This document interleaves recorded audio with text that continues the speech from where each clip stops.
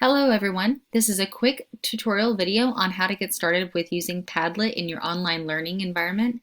This might be a discussion board, it might be a way for students to check in with you, or it might be something you would use in your synchronous session so that students can engage together via discussion. So the options that you have in this introduction video that I will work through is the options to make a Padlet. Your students might go to join a Padlet if you give them a link to join or a code to join with. The other option is to look at the gallery of options that are available that you can model after.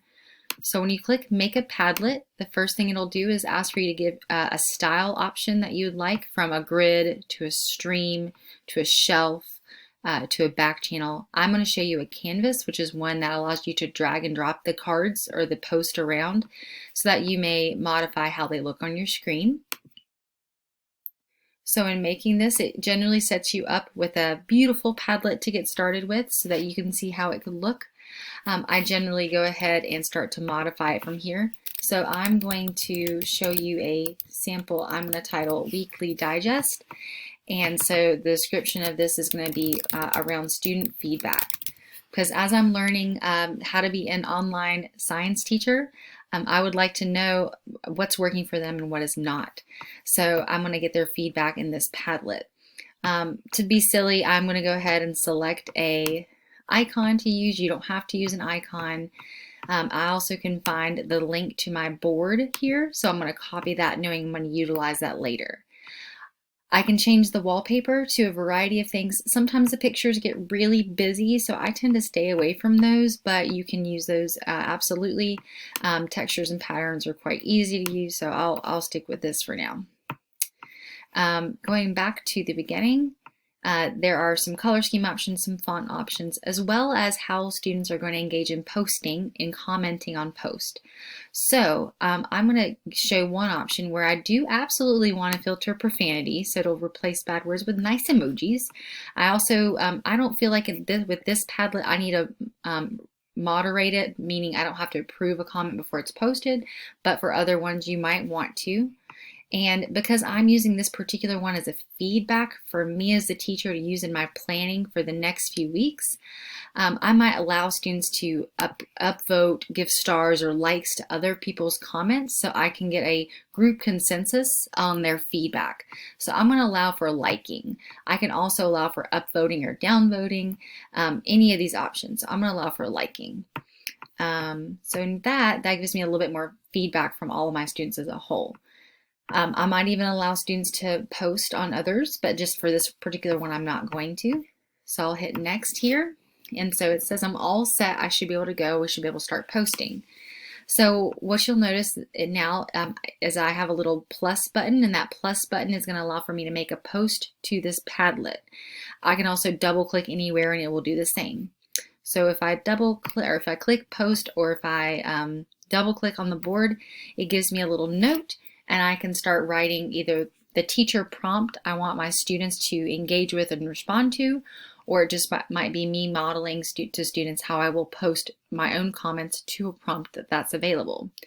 So the options here are they can upload something, a file, to the post. They can put a link in. That means that they might have a link to something they've created via Google Docs, a YouTube video, an image from Google, whatever it may be that they're looking at. They might put a search in where they find they search an item. You can see there's GIFs and all kinds of things they could use there. They could put a photo in, or a variety of other things. I will say what's really interesting is you can have them create a voice response, and others can listen to the voice response. The film requires an extension on Google Chrome, but that may not be something that a student has any interest in adding as an extension. A neat feature though, absolutely. So you can see there's a variety of different upload types students can engage with in Padlet. If you don't like something, or if somebody's posted something and they would like to revise it, they can delete the post just using the trash can icon, and they can start again. So I've created this one to show you what that might look like. So my teacher prompt is, please post ideas or concerns you feel we need to review based on your understanding of instruction this week. Feel free to like others' post to help me refocus my planning based on your needs. And so you can see the like feature is here. I put a little silly GIF in there to keep it interesting. And I might assign this to them at the end of the week to provide me feedback so that I can plan better for how to engage them in our online instruction. Simple way to get students to see each other virtually, see their comments, respond to each other, and kind of continue to embed your classroom community in your learning environment, your online learning environment. Thank you.